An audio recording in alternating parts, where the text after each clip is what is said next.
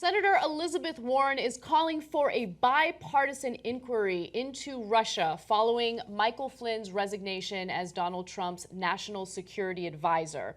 She believes that there are some concerns with Trump's administration having some potential ties with Russia, and if it's going to have an impact on our national security or our foreign policy, well, senators from both sides of the aisle need to get together and launch an investigation. She shared her concerns on Twitter. Michael Flynn's blinding religious hatred and shady Russian ties disqualified him as NSA, or National Security Advisor, on day one. His removal is a win for American values. But American national security demands that we not allow Michael Flynn to become a scapegoat for this administration's disturbing ties to Russia. Also, the real Donald Trump is still making money overseas and may have financial ties to Russia. Nobody knows, since he still won't release his taxes. This is not normal. Trump owes America a full account of his administration's dealings with Russia, both before and after the election. I think she's right, but it seems unlikely that the GOP will follow suit and actually launch any type of investigation. They probably don't want to find out what's going on with Trump and his ties to Russia. So first of all, I like this aggressive fight back against Trump from Elizabeth Warren. Second of all, I think more telling is the Republican reaction, where most of them have been like, dude, we're not going to investigate. What are you talking about? No, it was Flynn. It was Flynn. We're done with it. We're done with it. And plus, it was the leaks. Yeah. I can't believe somebody betrayed Flynn by showing that he's working for the Russians. I mean, whatever, the leaks are dangerous, right? Okay, so that part I get a little bit. But the other part is guys like Paul Ryan saying, I've been a skeptic and a hawk on Russia for a long time. Will you be investigating further as to what's happening here? We'll have to see. We'll have to see? That's not a normal Republican reaction. Mm-hmm. Normal Republican reaction is go take a long walk off a short dock, right? So these guys in Congress, they know something we don't know. Yeah, definitely. You know what I'm saying? They get intelligence briefings.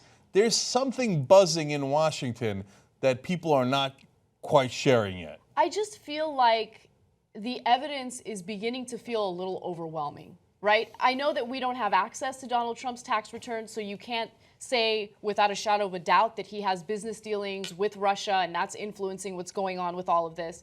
But one thing that I do know is that Russia keeps coming up. And also, Russia keeps doing things that would provoke a reaction from the United States, and the United States is not responding. So they just tested a missile that actually breaks a treaty that we established with Russia to end the Cold War. And Trump hasn't said a single word about it. Nothing at all, right?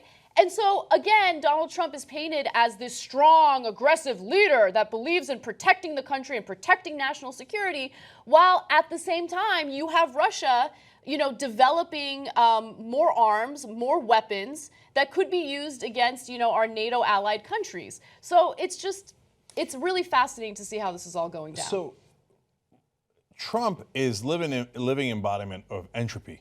He's just chaos defined. And so you can't fully know, can he last a full 4 years? It's possible. After about 3 weeks into the Trump administration, I put it at about a year and a half before he's forced to resign. Mm-hmm. Because it's so unstable, and you can't have the U.S. be this destabilized for this long. It'll affect the entire world economy, et cetera. And there's 1,000 other reasons. But now I'm beginning to think, maybe he doesn't even last that long. Maybe I'm wrong in the opposite direction. Like, a year and a half is a very aggressive call, right? But, maybe he did this Russian thing, and a lot of folks in Washington already know, that he's somehow personally benefiting. Maybe. And then, holy cow, in 6 weeks he's gone. Well, right? I don't know, but it's chaos, so anything is possible. Well, regardless of what anyone's political ideology is, I feel like people can't deny the fact that Donald Trump has not been tough on Russia. He's been very weak on Russia. He's been very clear about how he thinks, the sanctions that we imposed on Russia as a result of what they did in Crimea, they're too tough. They're too tough for the Russians, They're strangling them. We got to do something to lift those sanctions. So that's one example. Another example is what I mentioned with the missile launch or the missile tests, and how Trump hasn't even said a single word about that as of yet.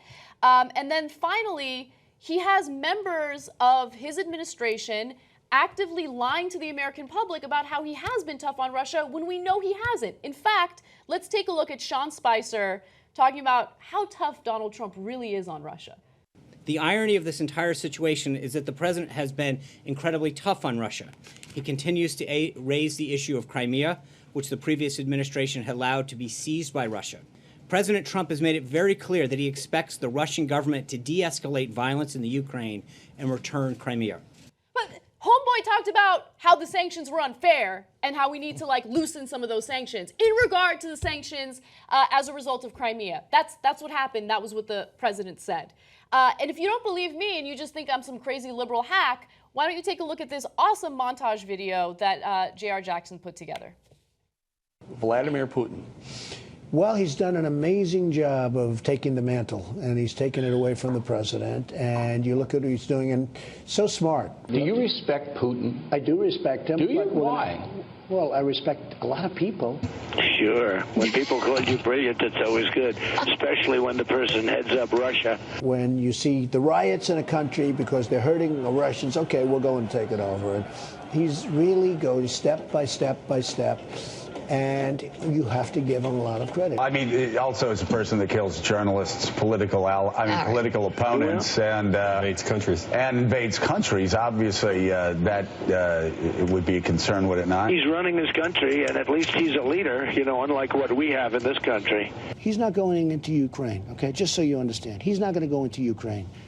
All right, you can mark it down, you can put it down, you can take it anywhere you want. He's already there, isn't he? Okay, well, he's there in a certain way, but I'm not there. You have Obama there. Putin's a killer. A lot of killers. We got a lot of killers. Why, you think our country's so innocent? You think our country's so innocent? Again, he kills journalists that don't agree with him. Well, I think our country does plenty of killing also, Joe, so, We just left Moscow. He could not have been nicer. He was so nice and so everything. But you have to give him credit that what he's doing for that country in terms of their world prestige is very strong. Trump's real tough on Russia. Real tough. Okay. He might have done it, man. He might have done a deal with Russia. First of all, he said in the midst of that, Russia is so nice, it's so everything. That totally sounds like something a Valley girl would say. Russia's so nice. Russia's everything. So everything.